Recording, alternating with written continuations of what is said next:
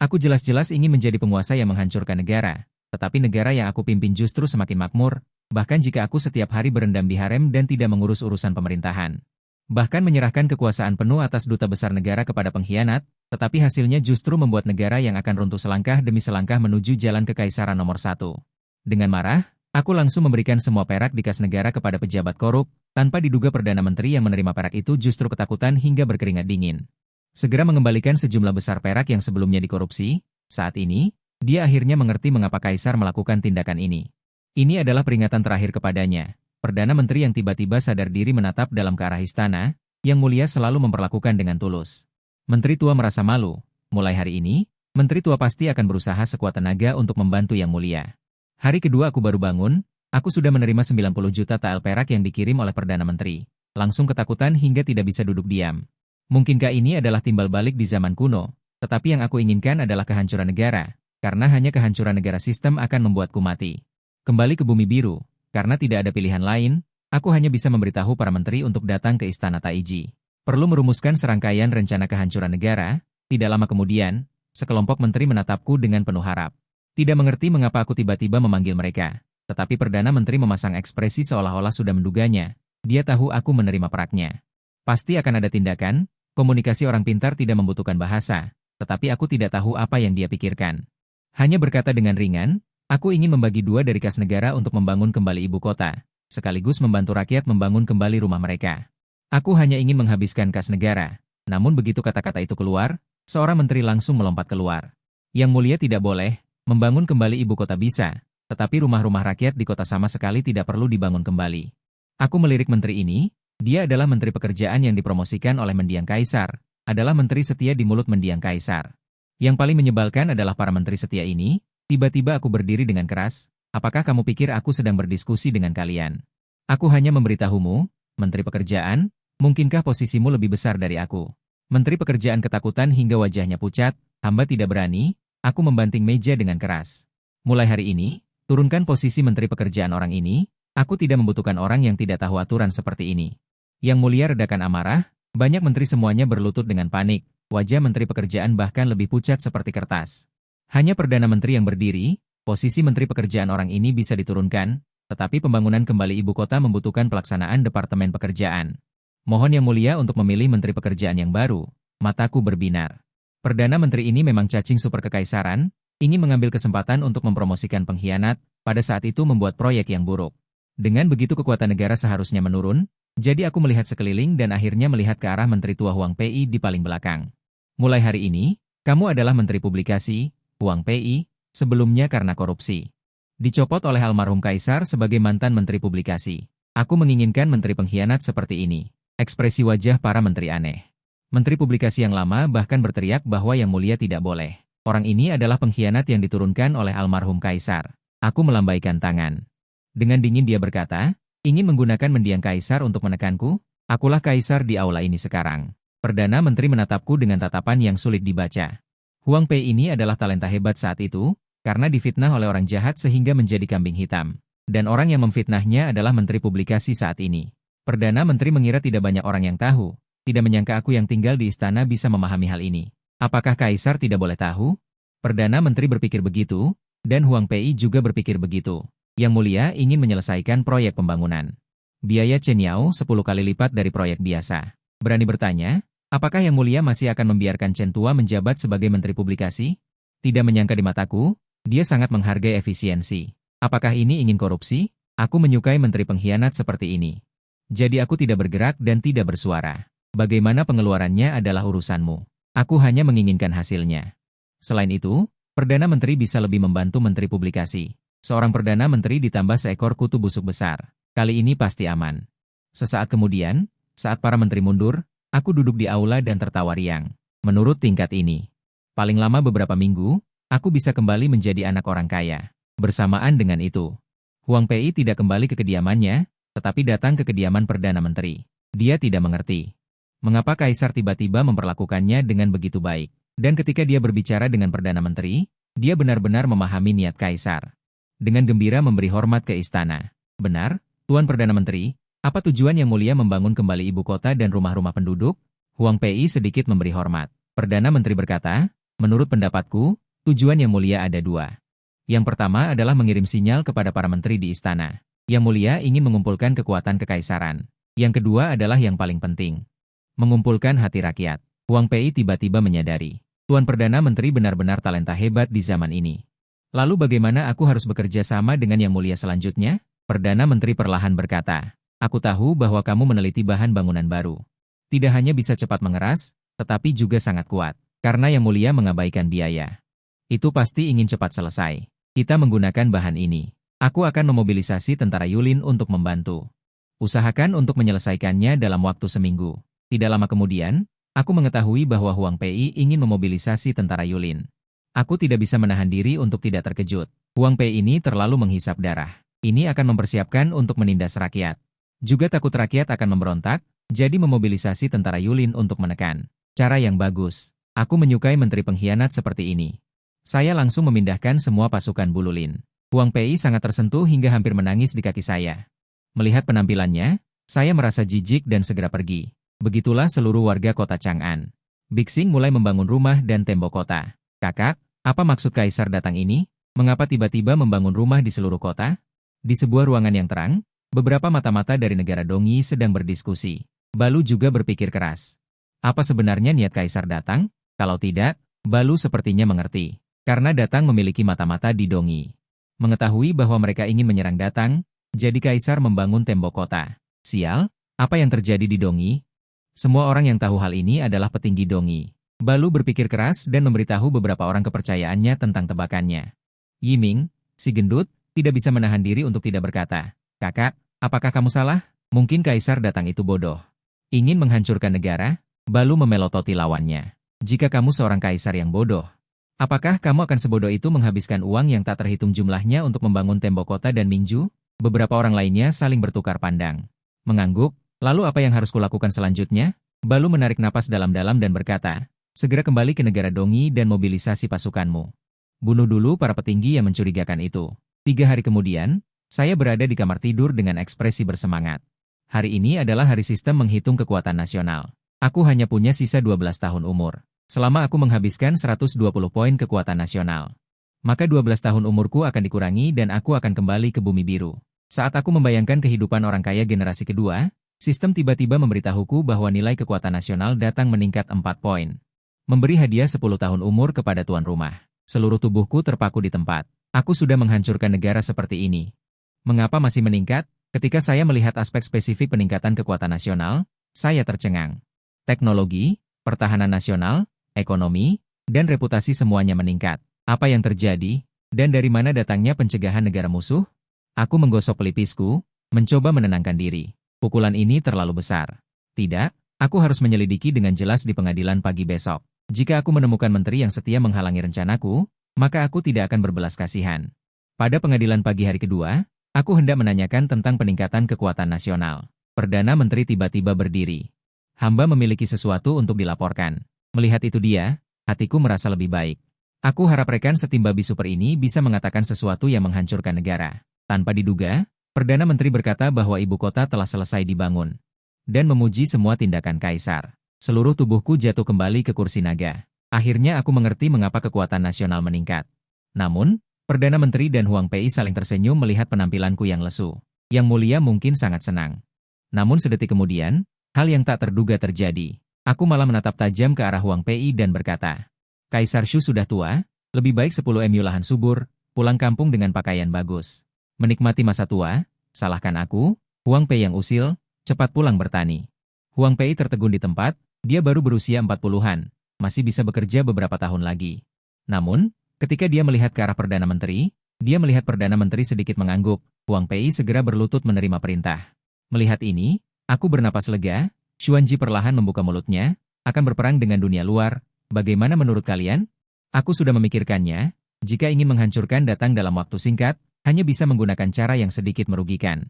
Misalnya, perang yang menghabiskan banyak biaya. Siapa sangka perkataanku langsung membuat pengadilan gempar. Banyak menteri yang membujuk, Yang Mulia tidak boleh, datang sekarang tidak mampu menanggung perang. Tanpa kusadari, hatiku sangat nyaman mendengar kata-kata ini, kalian bilang tidak bisa. Maka pasti bisa. Tiba-tiba Perdana Menteri berdiri, hamba memiliki satu hal. Dengan berani meminta petunjuk dari Yang Mulia, Para pejabat semua terdiam, berharap Perdana Menteri bisa membujuk Yang Mulia. Namun, hatiku sedikit membayangkan, rekan seperjuanganku ini, ingin bertanya seberapa besar peluang untuk menang. Yang Mulia, bolehkah hamba bertanya kepada Yang Mulia, negara mana yang akan diserang kali ini? Apa alasannya? Aku mengerutkan kening dan berpikir, ini aku benar-benar tidak tahu. Sudahlah, pilih saja sembarang, aku memutuskan untuk menyerang negara Dongyi. Adapun alasannya, aku ingat tahun lalu negara Dongyi berkunjung. Utusannya melangkah ke aula dengan kaki kiri terlebih dahulu. Ini tidak menghormati aku, datang selalu menjunjung tinggi kehormatan, para pejabat serentak menunduk melihat kaki mereka. Berusaha mengingat sebelumnya, kaki mana yang lebih dulu memasuki aula, Perdana Menteri juga sedikit tidak berdaya. Namun, dia tetap memilih untuk mendukung. Tepat ketika para pejabat mengikuti, Jenderal Han Yu tiba-tiba menangkupkan tangan. Berkata hamba bersedia menjadi panglima, tetapi anehnya, aku malah melambaikan tangan menolak. Bercanda, yang aku inginkan adalah kekalahan. Bagaimana mungkin membiarkan jenderal yang berpengalaman pergi? Pandanganku menyapu sekeliling. Tiba-tiba menunjuk ke arah pintu aula, prajurit penjaga gerbang itu, cepat masuk ke aula. Prajurit biasa itu tampak bingung. Dengan berani masuk ke dalam aula, bawahan Han Yu menghadap Yang Mulia. Aku mengangguk, aku memutuskan untuk mengirim pasukan untuk menaklukkan negara Dongyi, kaulah yang memimpin pasukan. Kali ini pasti aman, kan? Membiarkan seorang prajurit biasa memimpin pasukan, jika ini masih bisa menang. Aku akan langsung berdiri terbalik dan mengeluarkan kotoran, para pejabat langsung terdiam, mereka tidak bisa membujuk kaisar yang sudah mengambil keputusan. Hanya bisa mengalihkan pandangan ke Perdana Menteri, tak disangka Perdana Menteri tidak marah, malah menanyakan beberapa detail. Yang Mulia tidak tahu berapa banyak pasukan yang dikirim untuk ekspedisi kali ini. Bagaimana saya tahu berapa banyak pasukan? Nyawa dikirim begitu saja untuk bersenang-senang.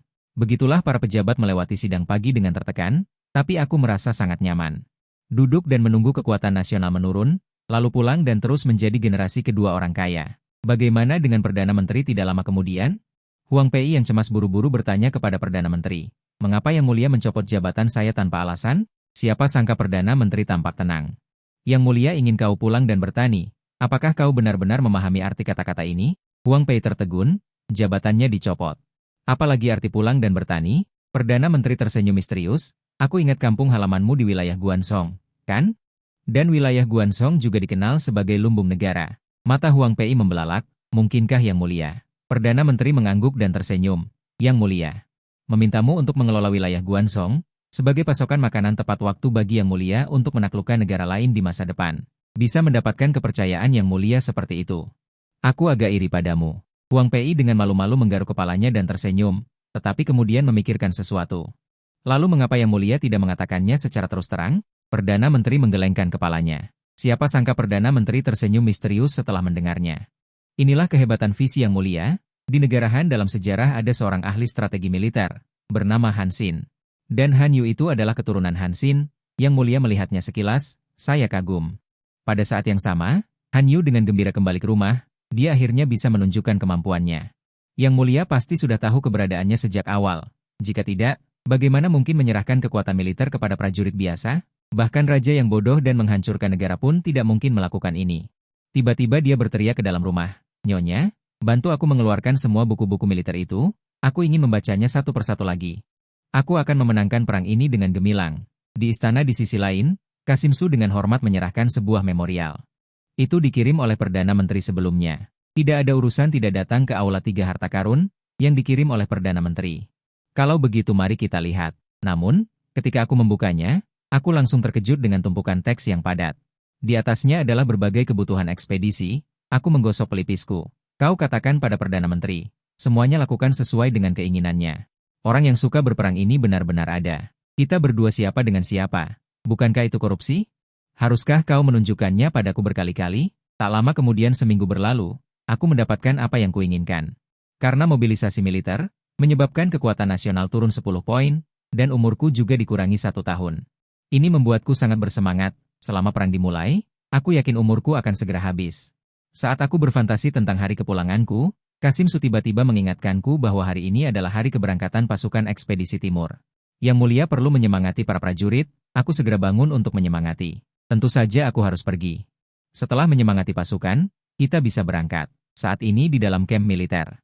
100.000 tentara terhuyung-huyung dalam perang, bahkan beberapa senjata pun tidak bisa dipegang dengan kuat. Jenderal Han, apakah perlu untuk berangkat secepat ini? Dengan penampilan militer saat ini, Aku khawatir akan sulit untuk meraih kemenangan, kata Perdana Menteri Ozun dengan alis berkerut. Namun Han Yu menggelengkan kepalanya, aku tidak tahan Yang Mulia disalahpahami, aku harus segera memenangkan pertempuran. Baru kemudian aku bisa membuktikan bahwa pilihan Yang Mulia benar. Adapun penampilan militer, aku ingat ada banyak sumber air di sepanjang jalan. Gunakan perang untuk menghidupi tentara. Ketika kita sampai di perbatasan negara Yi Timur, akan hampir sama. Perdana Menteri menatap Han Yu dalam-dalam. Tidak heran dia adalah keturunan Han Xin. Dalam hal urusan militer, aku sama sekali tidak sebaik dia. Han Yu masih ingin mengatakan sesuatu. Aku tiba-tiba datang dari belakang. Tetapi ketika aku baru saja memasuki kamp militer, aku melihat penampilan militer yang jarang dan kacau. Namun anehnya, ekspresiku tidak bisa menahan diri untuk tidak terpaku. Penampilan militer yang kacau. Prajurit biasa yang memimpin, jika prajurit ini masih bisa menang kali ini, aku akan langsung berdiri dengan kepala di bawah dan buang air besar. Dan memakannya kembali. Yang Mulia, penampilan militer ini, Han Yu hendak menjelaskan.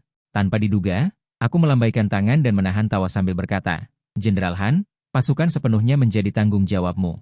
Aku tidak akan ikut campur. Han Yu tidak bisa menahan air matanya memerah, aku tidak menyangka Kaisar begitu percaya padanya. Tetapi aku tidak tahu apa yang dia pikirkan, melainkan berjalan ke platform tinggi, para prajurit, apakah kalian percaya diri dengan ekspedisi ke timur kali ini? Tanpa diduga, 100.000 tentara tidak berbicara, melainkan saling menatap dengan mata besar dan mata kecil. Tidak ada yang berbicara. Aku melambaikan tangan, semua orang bisa tenang, jujur saja, aku mengampuni kalian. Siapa sangka 100.000 tentara itu saling menatap lagi. Mereka semua berteriak serempak bahwa mereka tidak percaya diri. Mereka hendak mendengarkan ajaranku, aku tidak menyangka kata-kata berikutnya akan berubah gaya. Tidak percaya diri itu benar, yang aku inginkan adalah kalian tidak percaya diri. Setelah selesai berbicara, aku berbalik dan pergi. Aku bahkan tidak melihat lagi, hanya meninggalkan 100.000 tentara yang berantakan tertiup angin. Han Yu membelalakan matanya. Apakah ini penyemangat? Bukankah ini benar-benar datang untuk menghancurkan moral? Namun Perdana Menteri berkata perlahan. Kamu berasal dari prajurit biasa, para prajurit ini tidak akan dengan mudah menurutimu. Yang Mulia benar-benar menghancurkan moral mereka. Kemudian dengan berani membangunmu kembali untuk memadatkan moral, sehingga kamu bisa memimpin pasukan dengan mudah. Ketika Han Yu mendengar ini, matanya memerah. Aku tidak menyangka Yang Mulia begitu peduli padanya. Diam-diam mengepalkan tinjunya, dalam pertempuran ini dia pasti akan membuat nama untuk Yang Mulia. Pada saat yang sama di negara Yi Timur. Mata Balu merah padam, menatap puluhan orang di depannya, cepat bicara. Siapa di antara kalian mata-mata yang dikirim oleh Kaisar datang? Jangan paksa aku bertindak. Puluhan orang ini semua tampak bingung. Tidak tahan untuk berbicara, kami semua adalah petinggi negara Dongyi. Jangan bicara omong kosong. Balu menatap dengan garang. Lalu kalian katakan padaku, mengapa kami baru saja memutuskan untuk berperang melawan Datang? Kaisar Datang segera memerintahkan pembangunan kota. Mungkinkah ini karena Kaisar Datang tidak ada hubungannya dan ingin menghancurkan negara? Siapa tahu seseorang angkat bicara, mungkin itu hanya kebetulan. Mungkin Kaisar Datang sedang mengerjakan urusan pemerintahan. Balu berpikir dengan cermat. Apakah dia terlalu impulsif? Dia hendak mengatakan sesuatu, tanpa diduga seorang prajurit tiba-tiba datang. Jenderal, laporan mendesak dari garis depan. Balu membaca surat itu dan ekspresinya langsung berubah drastis. Kalian masih bilang tidak ada masalah? Kaisar Datang mengirim 100.000 pasukan untuk menyerang negara Dongyi kita. Setelah berbicara, Balu dengan marah melihat reaksi para petinggi negara Dongyi, tidak menyangka Kaisar Datang begitu kejam. Akting mata-mata pun sangat kuat. Jika demikian, jangan salahkan dia karena kejam. Tiba-tiba Balu melambaikan tangannya, ayo bertindak. Begitu kata-kata itu jatuh. Sekelompok algojo tiba-tiba muncul di toko. Para petinggi tersadar dan berteriak marah, kau jelas ingin memberontak. Masih mengada-ada omong kosong. Sedetik kemudian, istana yang awalnya tenang langsung dipenuhi dengan pembantaian. Para prajurit di samping tidak bisa menahan diri untuk bertanya, Jenderal Balu, bagaimana kita harus menjaga kota perbatasan? Tapi yang mengejutkan adalah, Balu benar-benar melambaikan tangannya dan memerintahkan semua prajurit perbatasan untuk mundur. Setelah berbicara, dia berfantasi ke arah Datang. Kota perbatasan saat ini pasti memiliki mata-mata yang bekerja sama dari dalam dan luar. Sayangnya, Dongyi memiliki jenderal terkenal seperti Balu. Rencana Kaisar Datang tidak akan pernah berhasil. Tidak lama kemudian, di perbatasan antara Kekaisaran Datang dan negara Dongyi, ada sebuah benteng yang berdiri kokoh di sana. Han Yu menunggang kuda, melihat para prajurit di sekitarnya yang penuh semangat juang, matanya menunjukkan kepuasan. Melalui penindasan bandit di sepanjang jalan, dia telah mengatur pasukan ini dengan baik. Namun, melihat benteng megah di depannya, para prajurit tidak bisa menahan diri untuk menelan ludah, bahkan mata Han Yu pun sedikit serius. Memikirkan bahwa mereka harus menaklukkan benteng seperti itu. Tidak bisa menahan diri untuk merasa sedikit ngeri. Han Yu melihat benteng di depannya, matanya juga sedikit serius. Sejujurnya, dia sangat percaya diri dengan strategi militernya. Tetapi saat ini, menghadapi benteng yang begitu megah, kesadaran terasa rumit. Dia telah mengirim pelopor ke benteng untuk mencari jalan. Saya tidak tahu bagaimana keadaannya sekarang. Selama benteng ini ditaklukkan, jalan di belakang akan mudah dilalui. Mungkin kita bisa merebut seluruh negara Dongyi sekaligus. Han Yu bergumam pada dirinya sendiri. Tiba-tiba, sebuah pasukan kavaleri beranggotakan puluhan orang keluar dari gerbang kota. Justru pasukan pelopor yang sebelumnya memasuki gerbang Tianying, Jenderal Mo Jiang dan lainnya telah menjelajahi seluruh gerbang Tianying. Di dalam gerbang hanya tersisa beberapa warga dan perbekalan, tidak ada satupun tentara yang ditempatkan. Kami telah menjelajahi seluruh gerbang. Kami hanya menangkap seorang tentara yang tidak sempat melarikan diri. Jenderal pelopor melemparkan seorang tentara negara Dongyi ke hadapan Han Yu. Setelah mendengar perkataan pelopor, Han Yu mengerutkan kening dan mengarahkan panah ke leher tentara itu. Dengan dingin bertanya, katakan, mengapa tidak ada seorang pun di dalam gerbangmu? Seberapa penting strategis gerbang Tianying? Aku yakin jenderal terkenal seperti Balu secara alami mengetahuinya. Mengapa pihak lawan menyerahkan gerbang Tianying tanpa alasan? Hal ini benar-benar membuatnya tidak mengerti. Tentara itu dengan ketakutan berkata, Jenderal Tang Agung, ampuni aku.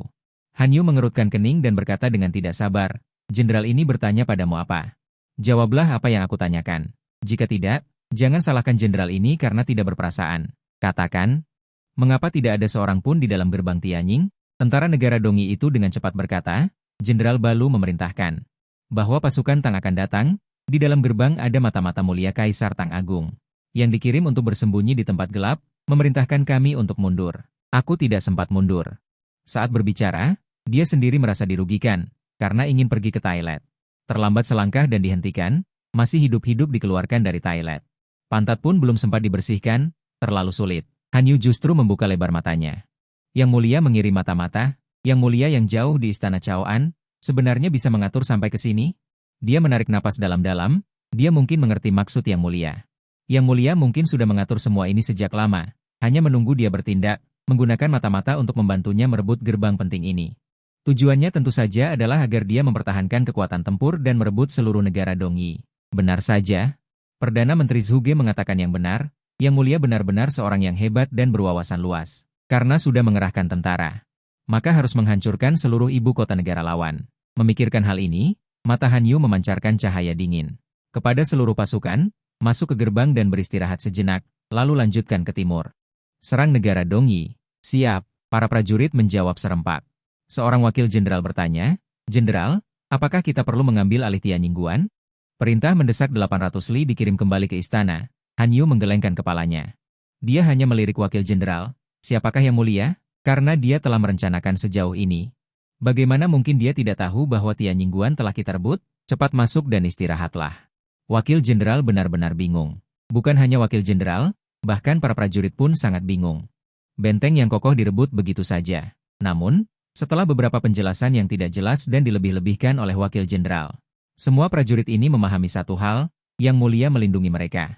Oleh karena itu, muncul gelombang keyakinan kepada Kaisar Li Cheng di ketentaraan. Bahkan ada rumor yang mengatakan bahwa Yang Mulia adalah reinkarnasi naga sejati. Sebelumnya, dia melihat bahwa Tianying terlalu kokoh dan akan ada banyak tentara yang tewas.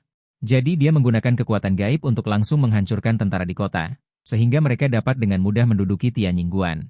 Han Yu hanya tersenyum setelah mendengar rumor ini. Tentu saja dia tidak akan melarang penyebaran hal-hal yang menguntungkan Yang Mulia. Tetapi malah sangat mendorong penyebaran rumor ini. Ini juga merupakan cara untuk mencegah tentara hanya mengenali jenderal dan bukan Yang Mulia. Pada saat yang sama, di Istana Kekaisaran, Li Cheng sedang melihat pemeriksaan nasional minggu ini. Ketika dia melihat indikator nasional, wajahnya pucat pasi. Kemarahan melonjak ke dalam hatinya, langsung memproyeksikan potongan jalan di layar biru safir di depannya. Mulai periksa indikator nasional minggu ini, periksa indikator nasional Kekaisaran datang saat ini. Hadiah untuk tuan rumah adalah 15 tahun umur. Umur tuan rumah saat ini adalah 36 tahun. Sumber spesifik peningkatan kekuatan nasional. Silakan tuan rumah memeriksanya sendiri. Li Cheng berbaring di ranjang naga dengan wajah pucat pasi, merasa putus asa. Mengangkat satu jari pun terasa sulit. Dadanya naik turun seperti serangan asma. Dia dengan susah payah mengklik untuk memeriksa. Layar biru safir di depannya langsung menyala. Peningkatan kekuatan nasional adalah sebagai berikut. Peningkatan bisnis sebesar 2, peningkatan keamanan publik sebesar 2, peningkatan prestise sebesar 5. Ekspansi wilayah sebesar 5, penaklukan negara musuh sebesar 1. Apa yang terjadi? Siapa sebenarnya yang bermain-main? Jika dia menemukan seseorang bermain-main, dia pasti akan membunuh orang itu. Dia tidak tahu apa yang dimaksud dengan peningkatan bisnis, prestise, keamanan publik, dan penaklukan negara musuh, tetapi masih ada ekspansi wilayah yang bisa diselidiki. Mungkinkah pasukan ekspedisi timur menang? Mustahil. Kelompok orang yang tidak berguna itu bisa memperluas wilayah. Dia bisa memakan ranjang naga ini. Jika bukan pasukan ekspedisi timur, maka pasti dari arah lain. Pasukan utama di tangan kanan. Li Cheng memikirkannya, raut wajahnya menjadi suram. Tinju mengepal merah padam, menggertakkan gigi dan berkata, Kasim Su, masuk. Pintu bingkai dibuka, Kasim Su masuk dengan tergopoh-gopoh, dan berkata, Yang mulia, pelayan tua ini di sini. Apa yang ingin Anda tanyakan? Perbatasan barat, utara, dan selatan semuanya dijaga oleh Li Cheng dengan tatapan sedingin es. Melihat Kasim Su, membuat kakinya gemetar, seolah-olah yang berdiri di depan Kasim Su adalah monster banjir bandang, ganas dan menakutkan. Kasim Su gemetar. Lalu berkata, Yang mulia, sisi selatan dan utara Tang Agung kita. Semuanya adalah lautan tak berujung, sama sekali tidak ada yang menjaga. Hanya wilayah Hiliang di sisi barat dijaga oleh Raja Zhenxi. Mendengar ini, Li Cheng segera teringat informasi. Raja Zhenxi, Li Ming, kakak kandungnya, setelah pendahulunya naik tahta, dipindahkan ke wilayah Hiliang untuk menjaga perbatasan barat Tang Agung. Dia adalah seorang pangeran. Dengan kemungkinan timur, utara, dan selatan tidak mungkin untuk memperluas wilayah, hanya barat yang mungkin. Kakak yang baik, benar-benar hebat. Li Cheng menggertakkan gigi dan berkata. Memikirkan 15 tahun umur yang bertambah secara misterius membuatnya merasa sakit hati. Semuanya karena kakaknya ini. Lain kali, dia harus menghukum kakaknya ini dengan baik. Dendam ini. Li Cheng mengingatnya. Kasim Su melihat Kaisar sangat marah. Dia sangat ketakutan sehingga dia buru-buru bersujud dan berkata, Yang mulia, tenangkan amarah Anda. Yang mulia, tenangkan amarah Anda. Li Cheng dan Kasim Su tidak menyadari bahwa di luar istana Longing, ada seorang Kasim yang berbaring di dekat jendela menguping. Karena Kasim itu datang terlambat, dia hanya mendengar kalimat terakhir yang diucapkan Li Cheng. Benar-benar kakak yang baik. Benar-benar hebat. Sisanya tidak ada yang dia dengar. Mata Kasim ini sedikit berkedip. Mundur keluar. Di perbatasan barat Kekaisaran Tang Agung, wilayah Hiliang. Di pusat penegakan hukum, seorang pria mengenakan jubah naga hitam memandangi gulungan surat di depannya. Raut wajahnya sangat jelek, dengan kejam berkata, Sepertinya Li Cheng, Kaisar ini. Dia benar-benar bukan Kaisar bodoh. Seorang sarjana di sampingnya berkata dengan datar, Pangeran. Apa yang terjadi? Pangeran Zhenxi Li Ming memberikan surat itu kepada sang sarjana. Li Ming berkata dengan dingin, Li Cheng jelas sudah tahu bahwa Guru Shen dikirim olehku. Awalnya kuharapkan Guru Shen bisa menjadi kaki tangan Kaisar anjing itu, lalu mengambil kesempatan untuk memberontak. Sepertinya sekarang, semuanya tidak mungkin, lebih baik kita memberontak sekarang. Sarjana itu melirik surat itu, dan hatinya juga terkejut, tidak menyangka Kaisar saat ini benar-benar memiliki bakat seperti itu. Melalui beberapa petunjuk kecil, dia bisa menilai bahwa Guru Shen adalah orang mereka. Mungkinkah ini kebetulan? Mungkin yang dibicarakan bukan masalah ini, seharusnya tidak mungkin. Jika tidak, bagaimana mungkin Kaisar tiba-tiba berteriak, saudara yang sangat baik, sungguh luar biasa. Jika dilihat dari sini, Kaisar mungkin sudah lama tahu bahwa Pangeran Zhenxi ingin memberontak. Lalu selanjutnya, seberapa besar kemungkinan pemberontakan akan berhasil? Sarjana itu menghitung. Mungkin saat ini, sebagian besar orang di istana masih mendukung Kaisar. Jika kita memberontak saat ini, kemungkinannya terlalu kecil. Dia memberitahu hasilnya kepada pangerannya. Alis Pangeran Zhenxi Li Ming berkerut erat. Mungkinkah kita hanya bisa menunggu kematian dengan tenang? Kaisar sudah tahu niat kita. Menunggu hanya akan menunggu kematian. Sarjana itu menggelengkan kepalanya dan berkata, Tidak juga, meskipun Kaisar sekarang tahu niat kita, tetapi kekuatan militer di bawah tangannya. Sebenarnya sebagian besar belum dikumpulkan, belum tentu bisa memerintah para jenderal itu. Kita hanya perlu menunggu tentara ekspedisi timur kalah. Selama tentara ekspedisi timur kalah, maka wibawa Kaisar pasti akan hilang. Saat itu baru memberontak. Itu adalah untuk memperebutkan warisan keluarga kerajaan Tang, sah dan patut. Nada bicaranya dipenuhi dengan kesombongan. Tampaknya sangat bangga dengan idenya. Pangeran Zhenxi Li Ming mendengar ini, merasa masuk akal. Segera menepuk meja ingin memuji. Tetapi sebelum dia bisa memuji, seorang prajurit berlari dengan cepat. Dan berkata dengan keras, Pangeran, sudah ada hasil untuk prajurit ekspedisi timur. Alis Pangeran Zhenxi terangkat dengan gembira, dan tertawa. Mungkinkah surga membantuku? Dia segera menerima laporan pertempuran dan membacanya. dan setelah membacanya, dia hampir pingsan. "Pangeran, ada apa denganmu?" Sarjana itu segera menghampirinya. Ki deliming ki dedada di atas dan di bawah. Basin Huan di Ge Rusi Jie Kuo Ikan, Tong Kong Meng de Isuo. Dong Zeng di Izhan, Han Yu Shuai Ling Si Wan Si Bing, Bu Fei Bing Yizu. Nasia Tianing Guan, Deng Tong Yu Gong Kedong Yi Kuo Kuo Men. Genju Dating Dao De Liu. Si Huin Wei Datang Huang Di, Cheng Pai Kian Mitan Jin Tianing Guan, Ho Yi Wa Ibi Dong Yi Kuo Suo Zi.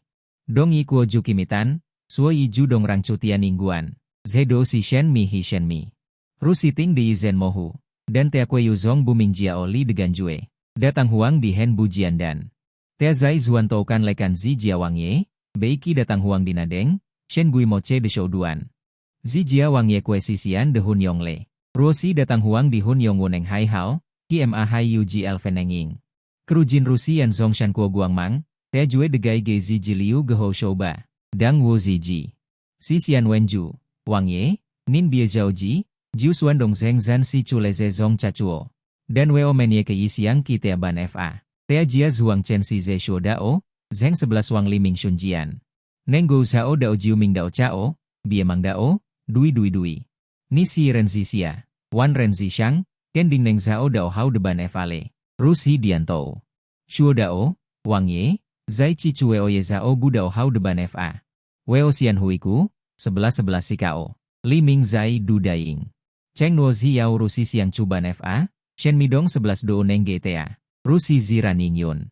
Tea Sin Lie Zai Antan. Ke-11 Dang Jin Bei Xia Ming Jun, Erfei Bai Kuo Zi Jun. Fou De Zi Jia Ze Wei Wang Ye, Nian Yan Kiang Kiang Ye Si Ke Yi Dang Huang Dide, ke-11a. Ai, Dong Yi Kuo Nei, Yi Zuo Cheng Chi De Cheng Kiang Shang, Han Yu Zhan Zai Ze Shang Fang.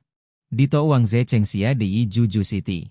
Ze Si Tia Men Gong Xia De Di Si Wu Zuo Cheng Chi. Chu Le Kian Wu Zuo Cheng Chi Hao Wu Di Kang Zili. Jiu Bei Tia Men Nasia Zi Wai, Yu Cheng Chi Do Si Tia Kin Shou Gong Xia De. Tea Yao Gao Su Si Ren. Bei Xia Dian Guang Jue Mei Chuo. Ru Jin Tea Zuo Dao Le. Jiang Jun, Zan Bao Yi Jing Xie Hao Le. Yi Ming Fu Jiang Sing Chong Chong De Zo Le Shang Lai, Lian Xia Si Wu Zuo Cheng Chi, Ying Sheng Sheng Jiang Datang De Bantu Kuo Da Le Yi Kuan. Ze Fen Gong Lao, Chu Le Tang Tai Zong Zi Wai, Chong Wei Yu Kuo. Bersemangat sekali. Semua ini berkat Yang Mulia. Karena sudah selesai ditulis, kirimkan saja ke kota Cawan. Han Yu melambaikan tangannya dan berkata bahwa dia sangat jelas. Jika bukan karena Yang Mulia mengirim seseorang untuk berunding secara rahasia, membuat negara Dongi kehilangan gerbang Tianying, maka prajuritnya kali ini tidak akan dengan mudah memenangkan negara-negara berperang. Mungkin hanya satu gerbang Tianying yang bisa membuat mereka kehilangan lebih dari setengah kekuatan militernya. Singkatnya, karena kemampuan Yang Mulia, dia bisa mendapatkan negara-negara berperang kali ini. Memikirkan hal ini, Han Yu membungkuk dalam-dalam ke arah kota Caoan. Di sisi lain, di dalam istana kekaisaran, aula tertinggi, suasana hati Li Cheng yang menjadi buruk karena bertambahnya usia. Sedang menerima Jenderal Niu Lei. Katakan saja jika ada sesuatu. Pergi setelah selesai bicara. Li Cheng sama sekali tidak peduli dengan keagungan seorang kaisar. Dia tidak akan bisa kembali. Dia masih peduli dengan sebanyak ini. Sekarang dia memiliki umur 36 tahun, tepat 36 tahun. Dengan kata lain, dia harus mengalahkan 360 poin kekuatan nasional dinasti Tang terlebih dahulu. Apakah kekuatan nasional begitu mudah dikalahkan? Dia sudah mengalahkan negara seperti ini, tetapi masih bisa meningkat. Dia sudah tidak mengerti bagaimana cara mengalahkan negara. Niu Lei juga merasakan suasana hati kaisar sedang tidak baik. Dia menyentuh hidungnya dan berkata bahwa dia datang ke sini untuk melaporkan sesuatu. Ini tentang keluarga kerajaan Tang, jadi dia datang menemui Yang Mulia sendirian. Li Cheng melirik Niu Lei dan berkata dengan santai, katakan saja. Keluarga kerajaan Tang, sejauh yang dia tahu, keluarga kerajaan yang masih hidup saat ini. Hanya ada 3 orang, Ibu Suri, dirinya sendiri, dan kakak laki-laki bajingan itu, Li Heng. Niu Lei merenung sejenak, lalu merendahkan suaranya dan berkata, Yang Mulia, saya mendapat kabar bahwa Pangeran Zheng mungkin memiliki niat untuk memberontak. Orang tidak dapat memastikan kebenarannya, jadi dia datang untuk memberitahu Yang Mulia. Apa? Kelopak mata Li Cheng melonjak. Kakak laki-laki bajingannya itu sebenarnya ingin memberontak. Tidak bisa menghentikan perluasan wilayah, hanya untuk memelihara jimat militer. Ini terlalu bagus, bukan? Pemberontakan itu bagus. Dia menyukai kakak laki-laki seperti ini. Apa gunanya memiliki kakak laki-laki yang setia? Hanya kakak laki-laki yang suka memberontak seperti ini yang disebut kakak laki-laki yang sebenarnya. Kakak laki-laki ini benar-benar seharusnya mengatakan lebih awal bahwa Anda ingin memberontak. Mungkin saya akan mengirimkan perbekalan untuk membantu Anda. Dengan pangeran ini memberontak, ditambah lagi kekalahan pasukan ekspedisi timur dan wilayah asing yang mengelilingi. Dalam situasi kekacauan internal yang tak henti-hentinya, 360 poin nilai kekuatan nasional, bukankah itu mudah? Bisa dikalahkan? Li Cheng tiba-tiba merasa segar dan memandang Niu Lei. Menjadi jauh lebih lembut, lumayan juga. Hadiah harus diberikan, terima 1000 tael perak. Sisanya, serahkan pada Raja Zhenxi. Terima kasih, Yang Mulia. Niu Lei mengangguk. Berbalik dan pergi. Dia percaya bahwa Yang Mulia pasti akan mengambil tindakan. Perang keluarga kerajaan Tang yang hebat ini. Dia harus berhati-hati dan bekerja sama dengan setiap tindakan Yang Mulia tepat waktu. Melihat Niu Lei pergi, Li Cheng mengerutkan kening dan bergumam pada dirinya sendiri. Kakak ini tidak mau memulai perang sekarang. Mungkinkah dia merasa bahwa dia masih terlalu lemah dan harus menunggu sampai kakak ini? Ketika dia merasa kuat, berapa lama itu akan memakan waktu? Tidak bisa. Dia merasa bahwa dia perlu membantu kakak laki-lakinya ini. Mari berikan dulu harimau simbol untuk memindahkan pasukan kepada pihak lain. Lebih baik untuk mengungkapkan arti. Saya tidak tertarik dengan tahta ini. Anda segera memulai perang dan mengambil alih. Tampaknya bakat di satu daerah agak layu juga. Kita harus memindahkan para menteri yang setia itu ke satu daerah. Pertama, untuk membantu kakak laki-laki saya memperkuat divisi, dan kedua, untuk memindahkan semua menteri yang setia dari pengadilan. Sisanya hanya menteri pengkhianat. Bukankah ini sesuai dengan pengadilan yang bodoh? Lakukan saja ini dulu. Li Cheng segera membungkus harimau simbol dan memanggil seorang kasim untuk mengganti pejabat, meminta pihak lain untuk dengan cepat memberikan harimau simbol. Kirimkan ke tangan Raja Zhenxi. Kemudian, dia meminta Kasim Su untuk menuliskan nama-nama pejabat sipil dan militer. Semuanya menunjuk ke selembar kertas. Dia mencari satu persatu melalui ingatannya. Kesan nama-nama itu untuk menilai apakah pihak lain adalah menteri yang setia atau menteri pengkhianat. Setelah beberapa pencarian, dia menemukan hampir 50 menteri yang setia. Bagaimanapun, dalam ingatannya, orang-orang ini adalah menteri yang setia. Ini semua adalah kaisar pertama yang memberitahu pendahulunya dalam ingatan. Kerja bagus. Tidak heran saya menghancurkan negara seperti ini. Negara masih bisa berkembang pesat. Ke-50 orang idiot inilah yang membuat masalah. Li Cheng mengenakan amarah di wajahnya. Melirik Kasim Su di sampingnya dan melambaikan tangannya. Kasim Su, sampaikan dekret kekaisaran. Ke-50 orang ini semuanya dipindah tugaskan ke wilayah Hiliang. Wajah Kasim Su tampak aneh dan berkata, Yang Mulia, haruskah Anda mempertimbangkannya kembali? Kebanyakan dari orang-orang ini memiliki keluarga di kota Chaoan. Memindahkan mereka semua sekaligus akan menyebabkan reaksi balik. Reaksi balik. Reaksi balik bagus. Li Cheng berkata tanpa berpikir, dan segera menyadari kesalahannya. Dia berpikir sejenak dan berkata, aula utama masih aula utama. Jika orang-orang ini berani membuat masalah, biarkan tentara menekan mereka secara langsung. Dia mengatakan ini, tetapi sebenarnya dia berharap orang-orang ini akan membuat masalah. Yang terbaik adalah menciptakan citra kaisar yang bodoh untuknya, sehingga ia dapat menurunkan reputasi dan gengsinya. Hamba ini akan mematuhi dekret kekaisaran.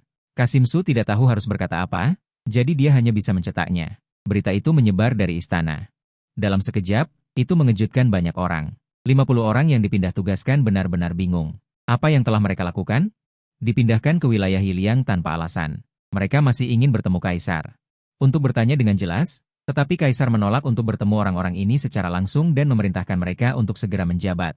Ke-50 orang itu sangat cemas. Di sisi lain, di kediaman Perdana Menteri, pada saat ini, lebih dari 30 pejabat istana berkumpul di sini. Zhu Gewuming memandang para pejabat di aula. Orang-orang yang bersamanya sekarang. Semuanya adalah menteri yang cakap dan berbudi luhur. Orang-orang ini adalah kekuatan utama pengadilan kekaisaran datang. Dia merenung sejenak. Dan berkata, saya yakin Anda semua sudah tahu tentang perintah baru yang dikeluarkan oleh Yang Mulia. Sekarang Anda tahu niat sebenarnya dari Yang Mulia. Lebih dari 30 pejabat ini semua mengangguk dengan gembira. Mereka awalnya berpikir bahwa kaisar saat ini bodoh dan tidak berguna. Tanpa diduga, semua ini palsu. Kaisar saat ini di permukaan bodoh dan tidak berguna, tetapi pada kenyataannya dia sangat ambisius. Jika tidak, bagaimana pemindahan pengadilan kali ini bisa memindahkan semua pengkhianat sejati tanpa ada yang tersisa? Kebanyakan dari para pengkhianat yang dipindahkan menggunakan segala macam cara pada masa kaisar sebelumnya. Dan disebut sebagai menteri yang setia oleh kaisar sebelumnya. Sayangnya, semua ini tidak bisa lepas dari mata kaisar saat ini. Zhu Gewuming memandang orang-orang yang bersemangat ini dan tidak bisa menahan senyum. Dia perlahan berkata, baiklah, aku memanggilmu ke sini bukan untuk membuatmu bersemangat. Selanjutnya, ke-50 hama itu pasti tidak akan rela dan akan mencoba untuk melawan. Ini membutuhkan kita untuk mengambil tindakan. Orang-orang ini memandang Zhu Gewuming dengan aneh. Salah satu dari mereka berkata, Perdana Menteri, karena Yang Mulia berani melakukan tindakan yang begitu besar. Membersihkan hama-hama ini, seharusnya tidak ada langkah lanjutan lain, kan?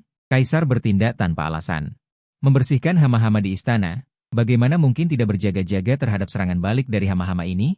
Mereka merasa tidak perlu bertindak sama sekali. Zhuge Wuming menggelengkan kepala sambil menyelidiki. Dia berkata, inilah letak kebodohan kalian. Bagaimana mungkin pikiran Yang Mulia diukur dengan akal sehat? Aku tebak Yang Mulia pasti tidak punya langkah lanjutan. Setelah dia selesai berbicara, dia melihat ke arah istana. Dengan senyum tipis, ya, begitu hama-hama itu menyerang balik. Kota Chaoan mungkin akan kacau balau. Aku merasa Yang Mulia pasti punya langkah lanjutan. Para menteri tidak percaya bahwa Kaisar tidak punya langkah lanjutan. Zhuge Wuming menggelengkan kepala dan berkata, jika Yang Mulia punya langkah lanjutan, lalu apa gunanya kalian? Tindakan Yang Mulia kali ini lebih untuk menguji kalian, siapa menteri yang setia. Siapa menteri yang jahat, mungkin akan ditentukan dalam kesempatan ini. Suasana tiba-tiba menjadi sunyi. Banyak menteri yang membelalakan mata, sebuah kilasan ide melintas di benak mereka. Mereka semua mengerti. Ya, jika hal semacam ini masih membutuhkan Yang Mulia, tidak mengambil langkah lanjutan. Lalu untuk apa mereka ada? Pajangan vas bunga. Dan kejadian kali ini. Mungkin itu adalah kesan Yang Mulia terhadap mereka di dalam hati. Siapa yang punya kemampuan? Siapa yang tidak punya kemampuan? Semua akan dicatat. Jika demikian, bagaimana mungkin mereka bisa menonton dengan tenang? Banyak menteri yang matanya berbinar-binar, bersiap siaga. Kalian semua boleh kembali. Tunggu sidang pagi besok, kuharap masalah ini sudah selesai ditangani. Zhuge Wuming tersenyum tipis dan memberikan perintah untuk mengusir tamu. Banyak menteri yang memiliki pemikiran masing-masing. Tidak berminat untuk berlama-lama, mereka semua pergi. Di sisi lain, wilayah Yiliang. Dengan cambukan kuda yang dipercepat, segera. Segel harimau dikirim ke tangan Zheng Su dan Li Ming. Ketika Li Ming melihat segel harimau untuk memobilisasi pasukan, wajahnya penuh kebingungan. Apa maksud Kaisar ini? Ingin aku memberontak? Bahkan memberikan segel harimau untuk memobilisasi pasukan kepadaku. Dia segera memanggil ahli strategi nomor 1 Yiliang, yaitu orang yang sebelumnya. Jika dia melihat segel harimau untuk memobilisasi pasukan, itu juga menimbulkan gelombang besar. Pangeran, bagaimana benda ini bisa ada di tanganmu? Dia terkejut. Pentingnya jimat harimau untuk memobilisasi pasukan tidak terkatakan. Dengan jimat harimau, pasukan di seluruh dunia dapat dimobilisasi. Bagaimana mungkin benda ini jatuh ke tangan pangeran ini? Li Ming dengan aneh menceritakan asal-usulnya kepada Kuo Su. Ekspresi Kuo Su Bo berubah drastis. Apa-apaan ini? Kaisar mengirimkan jimat harimau untuk memobilisasi pasukan tanpa alasan. Dengan kecepatan tinggi ke tangan pangeran yang hendak memberontak ini. Apa artinya?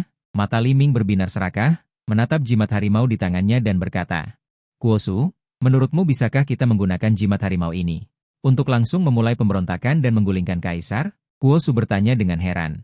Pangeran, Kaisar secara pribadi mengirimkan jimat harimau ke tanganmu.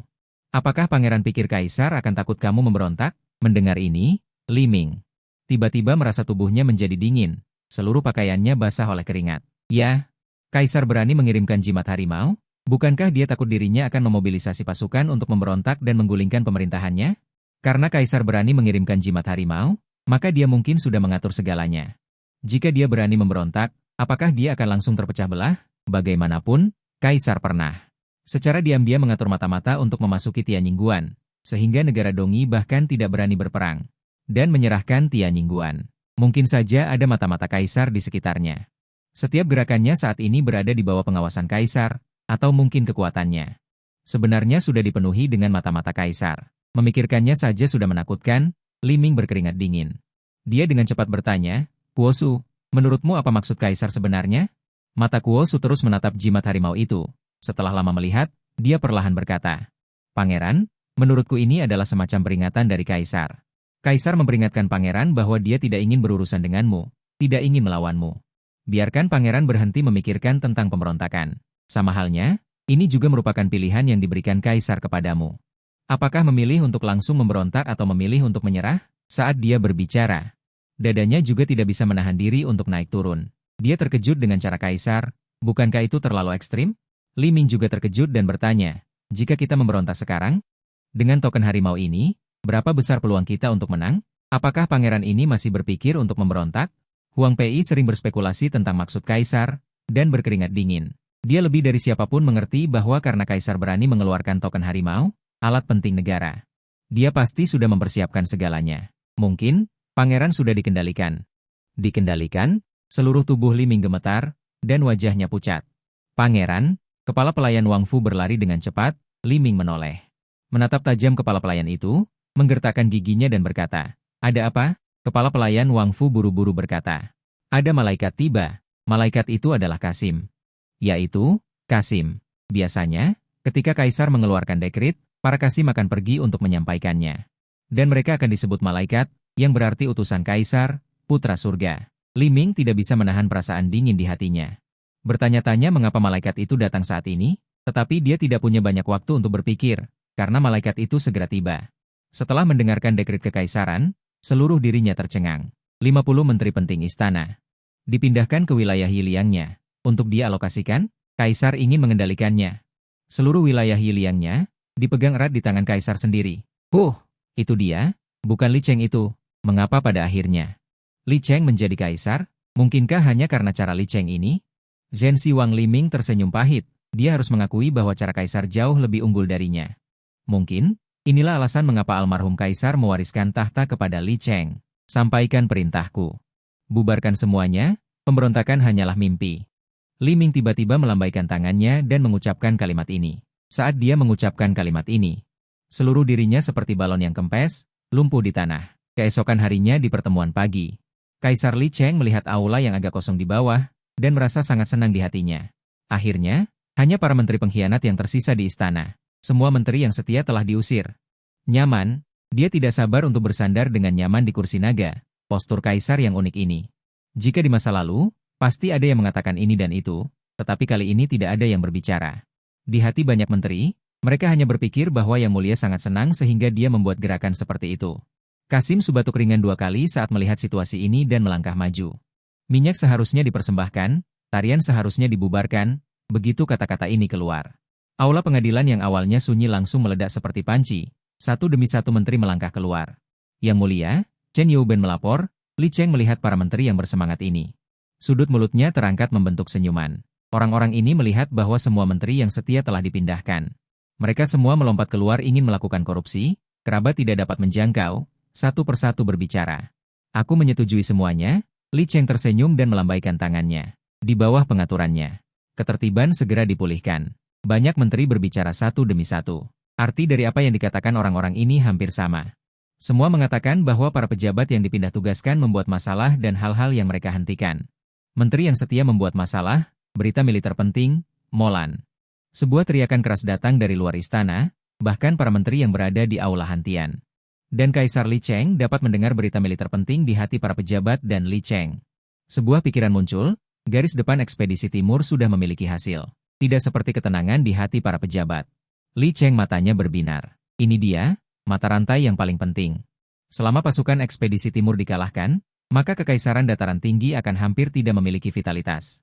Pada saat itu, kakak laki-lakinya akan mengangkat pasukannya lagi, maka kekuatan nasional dataran tinggi pasti akan berakhir.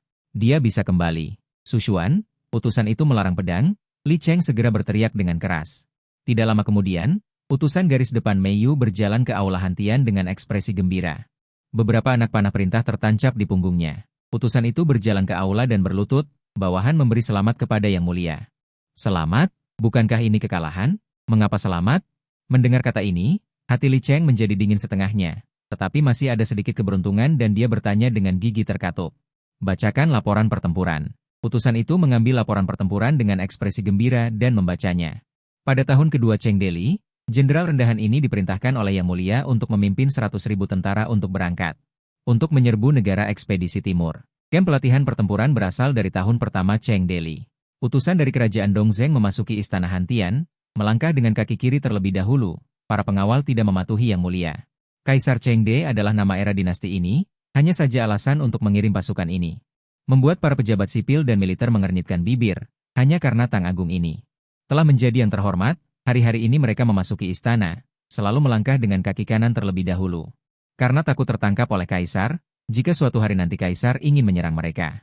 Maka akan ada alasan, mungkin 10 tahun kemudian, mereka tiba-tiba melanggar. Tabiat buruk Kaisar, Kaisar berkata, mari kita selesaikan 10 tahun yang lalu. Saat memasuki istana Hantian, kaki kiri harus masuk terlebih dahulu, pengawal tidak mematuhi perintah. Akan memenggalmu, Utusan melanjutkan membacakan, Jenderal bawahan menyerang kerajaan Dongi. Yang Mulia Sinde mengatur strategi, Wu Xiangwang berhasil merebut gerbang Tianying, kemudian menaklukkan 15 kota kerajaan Dongi. Sekarang pasukannya berada di ibu kota kerajaan Dongi. Mohon Yang Mulia memberikan instruksi, tindakan apa yang harus diambil selanjutnya. Li Cheng merasa seluruh tubuhnya dingin. Bodoh, pasukan ekspedisi timur benar-benar menang. Sekelompok orang aneh itu bisa menang, seberapa lemahnya kerajaan Dongi ini. Mungkinkah mereka semua sekelompok orang barbar? Sangat mudah dikalahkan, tidak benar. Yang harus dipikirkan sekarang bukanlah ini. Li Cheng menarik napas dalam-dalam. Berturut-turut menaklukkan 15 kota musuh, ketika Yao Li melakukan pemeriksaan, indeks nasional pasti akan meroket. Tidak bisa, dia tidak bisa melihat pertumbuhan nasional yang gila-gilaan, langsung memerintahkan untuk menarik pasukan. Dan menyerahkan semua kota, bisa dilakukan. Li Cheng hendak mengumumkan perintah ini. Sistem tiba-tiba memperingatkannya, ini adalah tindakan ilegal yang merugikan negara. Dia langsung terkejut. Ini juga dianggap merugikan negara, tapi dipikir-pikir ada benarnya juga. 15 kota itu sekarang dianggap wilayah Tang Agung. Dia sekarang menarik pasukan. Sama saja dengan menyerahkan wilayah, bagaimana mungkin sistem tidak memperingatkannya? Tidak bisa. Harus mencari alasan. Li Cheng mulai memeras otaknya mencari alasan. Para menteri di bawah serentak bersujud. Para menteri mengucapkan selamat kepada Yang Mulia. Bagaimana mungkin para menteri ini tidak terkejut? Mereka sama sekali tidak mendukung ekspedisi timur. Seorang tentara yang memimpin pasukan tetangga bisa menang? Jangan bercanda. Tetapi kenyataan menampar wajah mereka dengan keras. Kali ini ekspedisi ke timur menang, dan bukan hanya kemenangan kecil, tetapi kemenangan besar. Pasukan berada di ibu kota negara musuh. Jika kita terus bertempur, apakah kita akan langsung mencaplok seluruh negara Dongi? Negara Dongi selalu menjadi penghalang di timur dinasti Tang, menghalangi kesadaran dinasti Tang tentang negara-negara asing. Jika kita mencaplok negara Dongi, bisakah dinasti Tang melihat dunia baru? Li Cheng melihat para menteri penting di bawahnya, menggigit bibirnya, tidak peduli apapun. Sekarang kita tidak boleh membiarkan hasil pertempuran terus meluas. Dia memerintahkan Han Yu untuk menghentikan serangan. Memerintahkan Han Yu untuk tidak lagi menyerang kota-kota negara Dongi, ekspedisi ke timur berhenti di sini. Dengan Perdana Menteri menangani tindak lanjutnya, pasukan ekspedisi ke timur kembali ke istana, menghentikan serangan. Mengapa? Sekarang adalah kesempatan yang sangat baik, selama kita mengerahkan seluruh kekuatan negara. Maka negara Dongi hampir musnah, banyak menteri menatap Li Cheng dengan bingung. Seolah ingin mendengar penjelasan Li Cheng. Li Cheng malah menatap keluar aula dengan tatapan jauh, menunjukkan kesedihan. Zhuge Wuming awalnya juga tidak mengerti Kaisar. Mengapa dia harus menarik pasukannya kembali saat ini? Tetapi ketika dia melihat ekspresi Kaisar, dia langsung mengerti segalanya. Banyak pikiran muncul di benaknya. Dia sering menghela nafas dan berdiri. Menteri. Dengan hormat mematuhi dekret Kaisar. Banyak menteri menatap Zhuge Wuming dengan bingung. Tetapi Zhuge Wuming melambaikan tangannya ke arah mereka. Mari kita bicarakan lagi setelah kembali. Bubar, Li Cheng merasa lelah. Kasim Su melihat ini dan berteriak dengan suara serak, bubar. Li Cheng langsung bangkit dan berjalan keluar, tanpa sangat khawatir. Para menteri dengan hormat mengantar Kaisar. Para pejabat membungkuk sampai Li Cheng berjalan agak jauh, lalu mereka berdiri. Para pejabat sipil dan militer saling melirik dan keluar dari aula Hantian dengan linglung. Mereka semua mengelilingi Zhuge Wuming. Ingin Zhuge Wuming memberi mereka penjelasan, maksud Yang Mulia. Zhuge Wuming berdiri di depan aula Hantian. Melihat sosok berjubah kuning yang menjauh, dia menghela nafas, Yang Mulia. Aktor sejati, Yang Mulia adalah aktor. Apa maksudnya? Di depan aula Hantian, banyak menteri menatap Zhuge Wuming dengan bingung. Zhuge Wuming menggelengkan kepalanya, apakah kalian memperhatikan bahwa saat menghadap istana tadi? Yang Mulia tersenyum lebar, tetapi setelah mendengar kabar baik, dia menjadi sangat khawatir. Banyak menteri mengangguk setuju. Memang benar, tadi saat rapat pagi. Yang Mulia jelas-jelas sangat gembira. Mengapa saat mendengar kabar baik, justru tanpa sedih? Ini tidak masuk akal. Zhuge Wuming menyipitkan mata dan berkata, itulah mengapa aku bilang Yang Mulia adalah seorang aktor. Mungkin Yang Mulia selalu memiliki beban pikiran tentang urusan ekspedisi ke timur, hanya saja di depan kita. Beliau harus berpura-pura gembira, karena Yang Mulia adalah seorang kaisar, tidak boleh menunjukkan kesedihan. Sekarang ekspedisi ke timur menang, Yang Mulia tidak bisa menahan diri dan menunjukkan perasaan sebenarnya di hatinya. Aduh, sia-sia saja kalian sebelumnya selalu menggunakan urusan ekspedisi ke timur. Untuk menunjukkan kekuatan kepada Yang Mulia, setelah selesai berbicara, dia pergi dengan langkah besar. Sepertinya dia malu untuk melihat para menteri itu saling pandang. Setelah mendengar penjelasan Zhuge Wuming, hati mereka dipenuhi rasa bersalah yang tak terlukiskan. Sejak dimulainya ekspedisi ke timur, para menteri ini tidak mempercayai pilihan Yang Mulia. Jangan katakan mereka, seluruh dunia pun Siapa yang percaya bahwa ekspedisi ke timur ini bisa menang? Yang Mulia seorang diri memikul tekanan dari seluruh dunia, dan masih harus di depan mereka. Menunjukkan senyum, betapa sulitnya itu, bagaimana kalau kita pergi ke Yang Mulia untuk meminta maaf saja?